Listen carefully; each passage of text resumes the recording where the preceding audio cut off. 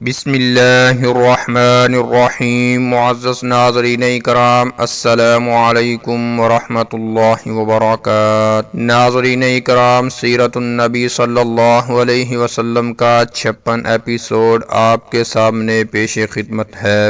حدیبیہ کے مقام پر بیعت رضوان۔ قریش نے قسم کھائی کہ جب تک جان میں جان ہے محمد کا مکہ میں قدم رکھنا ناممکن ہے، مگر پھر سب سر جوڑ کر بیٹھے اور آپس میں مشورہ کرنے لگے کہ کیا جائے۔ محمد مکہ کے باہر سے ہمیں دھمکی دے رہا ہے، قریش میں بھی اس کے بہت یار و مددگار ہیں جو اس کو سچا نبی سمجھتے ہیں، اور یہ تو ہمارے لیے آستین کے سانپ ہیں، اگر مسلمانوں سے جنگ چھڑ گئی تو دوست بن کر ڈسیں گے۔ ناظرین اکرام، ایک بولا محمد کہتے ہیں کہ ہم لڑنے نہیں آئے، اگر ایسا ہے تو ہمیں چاہیے کہ ان سے نرمی سے پیش آئیں اور کسی طرح سمجھا بجھا کر واپس کر دیں۔ اب اگر ان کی نیت خراب ہوئی اور انہوں نے لڑائی کی آگ بھڑکانی ہی چاہی تو ہم بھاگنے والے کب ہیں؟ جنگ ہی تو ہمارا اصل میدان ہے اور لڑنا بھیڑنا ہی تو ہمارا کام ہے۔ احد میں ہم نے جو مزہ چکھایا ہے وہ ابھی انہیں یاد ہوگا۔ ایک قریشی سردار بولا، میری رائے ہے کہ بنو خزاعہ کے کچھ آدمی بھیج دیے جائیں، وہ جا کر پتہ لگائیں کہ محمد چاہتے کیا ہیں، اور جس طرح ہو سکے وہ انہیں سمجھانے بجھانے کی کوشش کریں۔ قریشی سردار نے کہا، بنو خزاعہ کو بھیجنے میں کیا مصلحت ہے؟ ہمیں تو ان سے غداری کا خطرہ ہے، وہ تو محمد ہی کے دوست اور طرفدار ہیں۔ آدمی بولا، اس طرف سے بالکل بے غم رہو، مکہ ہی میں ان کی زمینیں اور جائیدادیں ہیں، بیوی بچے بھی یہی ہیں، وہ ہمارے ساتھ غداری کیسے کر سکتے ہیں؟ ناظرین اکرام، معاملہ کا یہ پہلو سامنے آیا تو سب کو یہ رائے بہت پسند آئی اور وفد کے لیے بنو خزاعہ کے کچھ آدمی چن لیے گئے۔ پھر بدیل خزاعی ان کا سردار بنا اور یہ لوگ پیارے نبی صلی اللہ علیہ وسلم سے ملنے کے لیے روانہ ہوئے۔ وفد پہنچا تو آپ بہت تپاک سے ملے، پھر بدیل نے آنے کی غرض بتائی تو پیارے نبی صلی اللہ علیہ وسلم نے فرمایا، مسلمان کعبہ کی زیارت کے لیے آئے ہیں، ان کے دل میں اس کی عزت اور احترام ہے، اگر قریش ہم سے چھیڑ چھاڑ نہ کریں تو ہم لوگ خاموشی سے طواف و زیارت کر کے لوٹ جائیں گے۔ چنانچہ وفد لوٹ کر مکہ گیا اور قریش کو پیارے نبی صلی اللہ علیہ وسلم کا پیغام سنایا، پھر انہیں آپ کی بات مان لینے کا بھی مشورہ دیا۔ مگر اب خود قریش میں اختلاف اٹھ کھڑا ہوا، کچھ لوگوں نے کہا کہ محمد سے صلح کر لی جائے اور طواف و زیارت کے لیے راستہ کھول دیا جائے، مگر کچھ لوگوں نے پرزور مخالفت کی۔ قریشی سردار نے کہا، کیا تمہیں گوارا ہے کہ دشمن تمہاری سرزمین روند کر چلے جائیں، پھر ہمیشہ کے لیے ماتھے پر بدنامی کا ٹیکا لگ جائے؟ پھر کیا جائے؟ سب ایک ساتھ بول اٹھے۔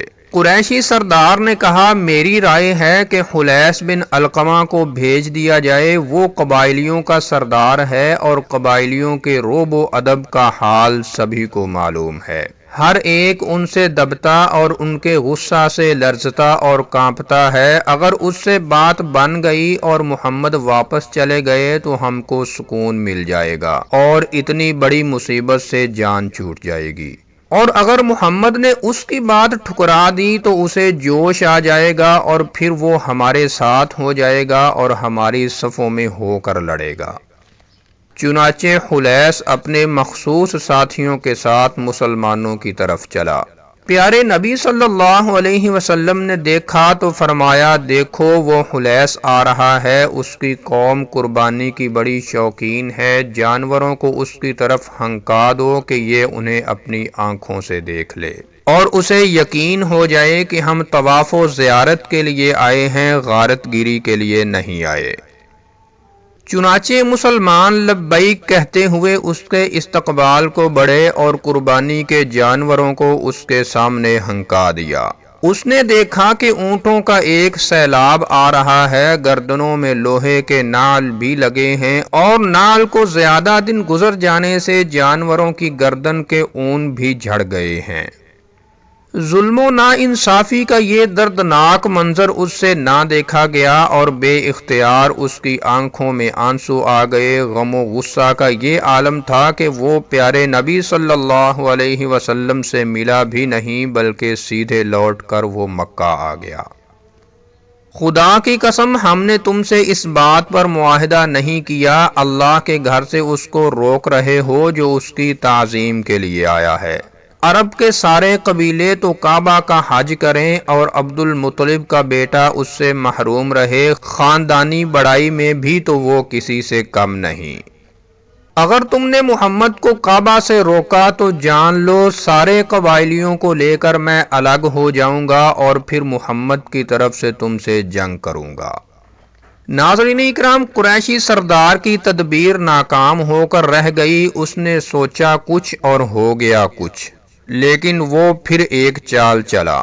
وہ خلیس کو مناتے ہوئے بولا، بھائی یہ ہم لوگوں کا معاملہ ہے، اسے ہم پر ہی چھوڑ دو، ہم لوگ کوئی ایسی بات طے کر لیں گے جس میں سب کا بھلا ہوگا۔ اس پر خلیس تیار ہو گیا اور اس نے وعدہ کر لیا کہ ان کے اس معاملہ میں کوئی دخل نہ دے گا۔ ناظرین اکرام، اس طرح قریش کو قبائلیوں کی طرف سے اطمینان ہو گیا اور اب انہوں نے 50 بہادروں کو بھیجا کہ رات میں مسلمانوں پر حملہ کر دیں۔ چنانچہ وہ لوگ رات کے اندھیرے میں حدیبیہ چلے، مگر مسلمانوں کے خیمے تک پہنچے بھی نہ تھے کہ ہر طرف سے گھر گئے اور اب وہ گرفتار ہو کر پیارے نبی صلی اللہ علیہ وسلم کے پاس جا رہے تھے۔ پیارے نبی خیمہ سے باہر تشریف لائے، دیکھا تو وہ خوف سے تھر تھر کانپ رہے تھے۔ فرمایا، اب تمہارے میں کیا چیز روک بن سکتی ہے جبکہ تم نے ہی شرارت میں پہل کی ہے؟ دشمنوں نے کہا، آپ کی بردباری، آپ کی رحم دلی اور مہربانی۔ آپ نے فرمایا، میں نے تمہیں معاف کیا، اب لوٹ کر اپنی قوم میں جاؤ اور ان سے کہو محمد خون خرابہ کے لیے نہیں آئے، شاید ان کو ہوش آ جائے۔ چنانچہ وہ لوٹ کر اپنی قوم میں گئے، لیکن پیارے نبی نے انہیں جو اطمینان دلایا تھا اس پر انہیں ذرہ بھی اطمینان نہ تھا۔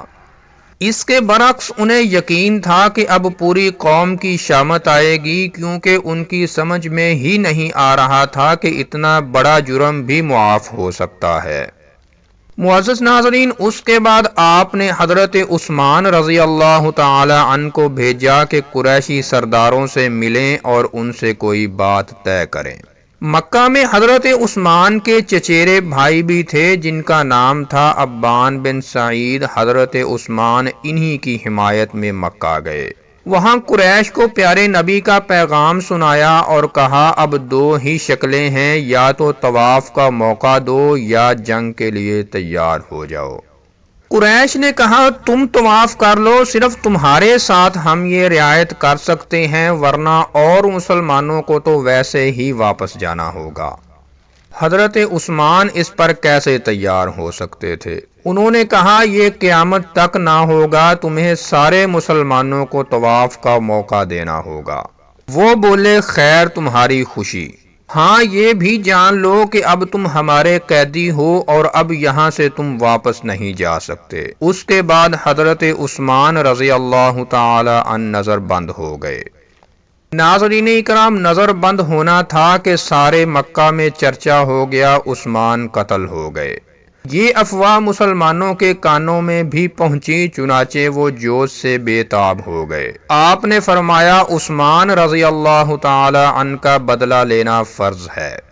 یہ کہہ کر آپ صلی اللہ علیہ وسلم ببول کے ایک درخت کے نیچے بیٹھ گئے، پھر سارے مسلمانوں نے جان کی بازی لگا دینے کا عہد کیا۔ سب سے پہلے ابو سنان اسدی رضی اللہ تعالی عنہ آگے بڑھے اور دست مبارک پر بیعت کی، پھر ان کے بعد سارے مسلمانوں نے بھی بیعت کی، اور اب تلواریں بے نیام ہو گئیں اور اعلان ہو گیا کہ سب لوگ جنگ کی تیاری کریں۔